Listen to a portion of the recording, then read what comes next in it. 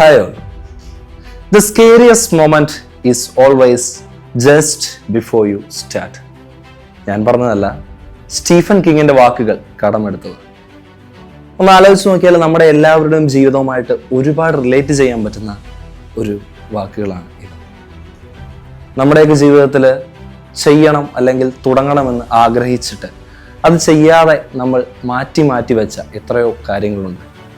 പലതരം ഭയങ്ങളാവാം ഇതിൽ നിന്ന് നമ്മളെ പിന്തിരിക്കുന്നത്. ഒരുപക്ഷെ തുടങ്ങിയിട്ട് തെറ്റിപ്പോയാലോ എന്നുള്ള പേടിയാവാം, അല്ലെങ്കിൽ മറ്റുള്ളവർ എന്ത് പറയും എന്നുള്ള ഭയമാണ്, അല്ലെങ്കിൽ എൻ്റെ ഇപ്പോഴത്തെ കംഫർട്ട് സോണിൽ നിന്ന് പുറത്തു വരാനായിട്ടുള്ള എൻ്റെ ഉള്ളിൽ തന്നെയുള്ളൊരു ഭയമാണ്. ഇങ്ങനെ എന്തുവാകാം. ഇങ്ങനെ എന്തൊക്കെയോ ഭയങ്ങൾ മൂലം ഇന്ന് വേണ്ട നാളെ ആവട്ടെ എന്ന് കരുതി മാറ്റി വെച്ച് നാളുകൾ പിന്നീട് ആഴ്ചകളായി, ആഴ്ചകൾ പിന്നീട് മാസങ്ങളായി, മാസങ്ങൾ പിന്നീട് വർഷങ്ങളായി, വർഷങ്ങൾ കഴിഞ്ഞ് ഇനി ഒരിക്കലും എന്നെ കൊണ്ട് അത് ചെയ്യാൻ പറ്റില്ല എന്ന് നമ്മൾ തന്നെ വിശ്വസിച്ചിരിക്കുന്ന കുറച്ച് കാര്യങ്ങൾ ഇല്ലേ? അങ്ങനെ ഉണ്ടെങ്കിൽ അതൊക്കെ ഒന്ന് ചെയ്തു നോക്കാനായിട്ടുള്ള സമയമാണിത്. ഏതൊരു കാര്യമാണെങ്കിലും അത് എന്തും ആയിക്കൊള്ളട്ടെ, ഇവനൊരു ബിസിനസ് ആണെങ്കിൽ പോലും അത് ചെയ്ത് തുടങ്ങിയാലേ നമുക്കത് സക്സസ് ആകുമോ ഫെയിലിയർ ആകുമോ എന്ന് പറയാനായിട്ട് സാധിക്കുള്ളൂ.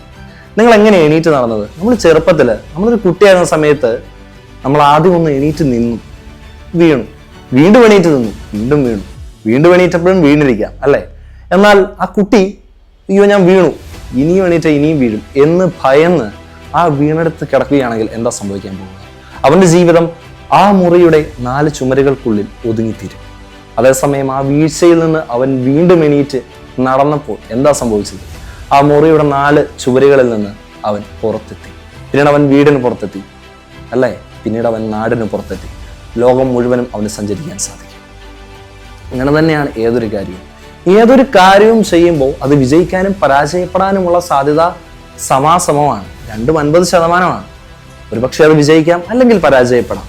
ഒരു കാര്യം പരാജയപ്പെടുമെന്ന മുൻവിധിയോടെ നമ്മളത് ചെയ്യാതിരിക്കുമ്പോൾ ആ വിജയത്തിനുള്ള 50% സാധ്യതയെ നമ്മൾ പൂർണ്ണമായി ഒഴിവാക്കുകയാണ്. നമ്മുടെ ആ സംരംഭം വിജയിക്കാനുള്ള സാധ്യത നമ്മൾ പൂർണ്ണമായി തള്ളിക്കളയുകയാണ് ചെയ്യുന്നത്.